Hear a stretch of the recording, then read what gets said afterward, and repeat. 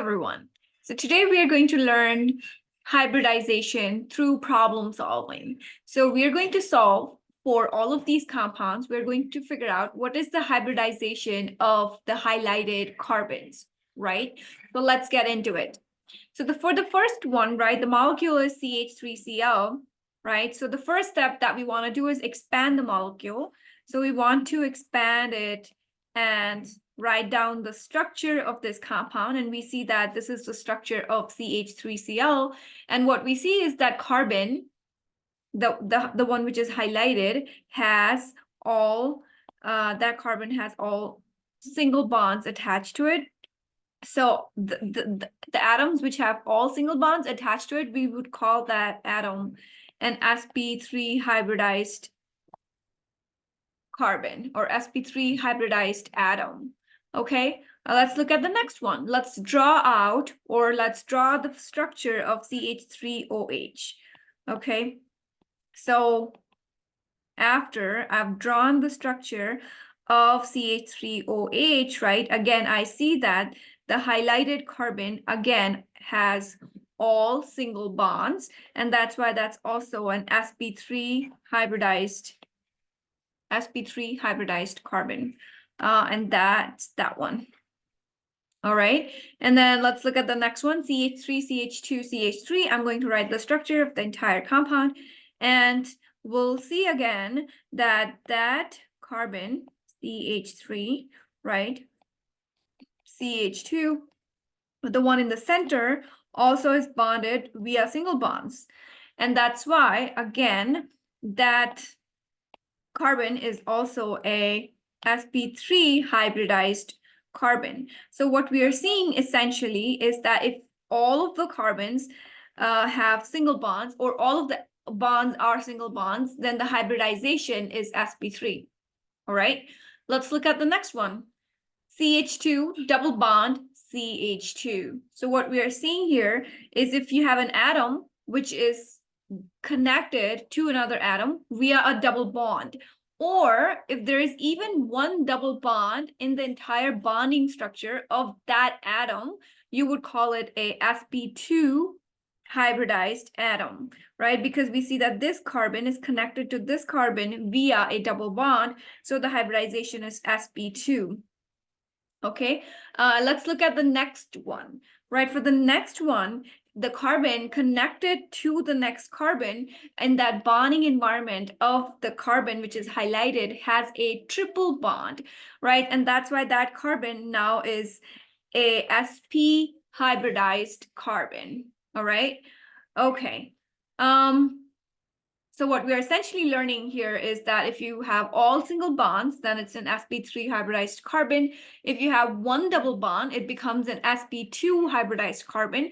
If you have one triple bond, it becomes an sp hybridized carbon, or your atom, right? So there's this one more thing that I want to add here, right? If it's coming up, if you have two double bonds, or if an atom, so let the center dot be an atom, if that's connected to two double bonds, meaning two double bonds on either side, that would also be in the category of sp hybridized carbon. All right, so that's the extra that I've added.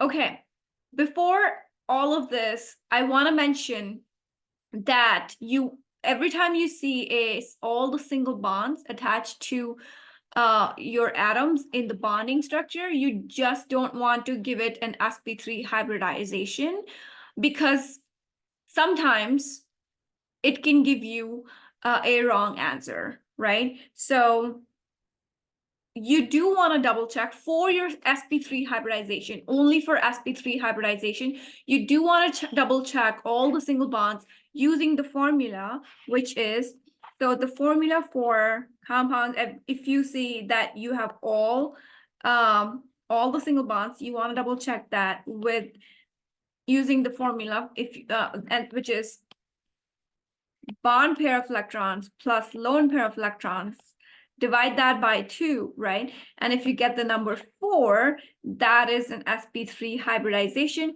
It kind of makes sense because 1s, right, and 3p is a total of 4, so that is an sp3 hybridization.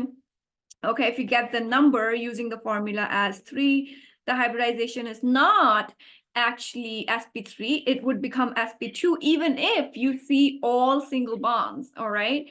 And then if you see the number 2, that would be an sp hybridized atom, all right? So let's double check that with a formula. For example, okay, let's choose a different molecule instead of carbon. Let's just use water, HOH. Okay, now we're not trying to figure out the hybridization of any of the carbon molecules. We're trying to figure out the hybridization of water or oxygen on that water. So again, like any other chemistry topic, the first thing that you need to do is you need to learn how to write your Lewis dot structure, because if you knew how to write the Lewis dot structure, you would know that oxygen actually has 2 lone pairs on it, right? And now we're trying to figure out the hybridization of that oxygen. So again, the hybridization, the formula is lone pair of electrons. So the lone pair of electrons right over here, we have 2 electrons here and 2 electrons here. So 4 lone pair of electrons, right? And how many bonding pair of electrons? So there's 1 bond here, which is composed of 2 electrons. So 2 electrons in this bond, 2 electrons in that bond. So a total of 4 bonding electrons. And now we divide that by 2, right? So this is a sneaky trick to double check if your hybridization is correct or not, especially when you see just single bonds. So we get the number 4. So that oxygen's hybridization is sp3, and that kind of makes sense too, because we do see only single bonds on that oxygen. Okay, so the hybridization is sp3, and that is correct. So let's look at in the next video what it actually means for the hybridization to be sp3. Let's try to visualize what actually sp3 looks like, or what actually sp2 looks like, and what is actually the difference between sp3 and sp2. All right, until next time.